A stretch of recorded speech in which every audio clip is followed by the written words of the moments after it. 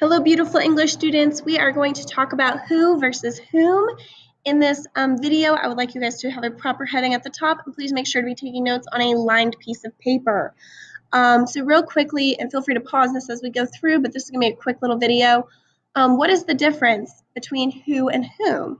So the main difference is subject versus object of a sentence. The subject is the person doing the action, and the object is the person an action is being done to.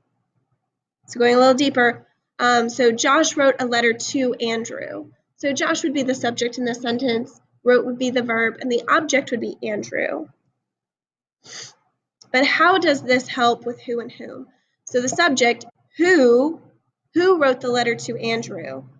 That is how we separate, we always change the subject. If it's the subject of a sentence, we always change it to who.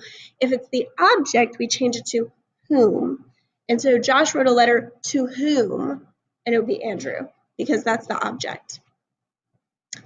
So here are just some little tricks. If a sentence is able to use the pronoun he went to the store, you replace it with who. However, if the sentence uses the pronoun him, you would switch it with who. So do you love him? And so whom do you love is how you would switch it.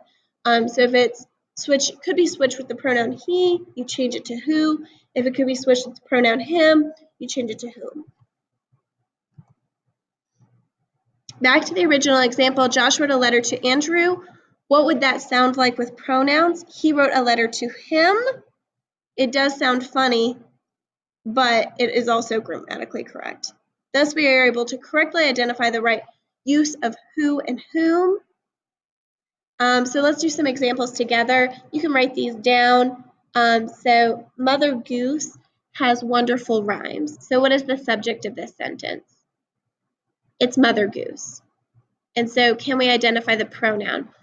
So would we replace it with she has wonderful rhymes or her has wonderful rhymes? You would replace it with she has wonderful rhymes, and therefore you would replace it with who has wonderful rhymes. And that is it for this video. Go ahead and take notes. Please make sure to turn these in and have a beautiful night.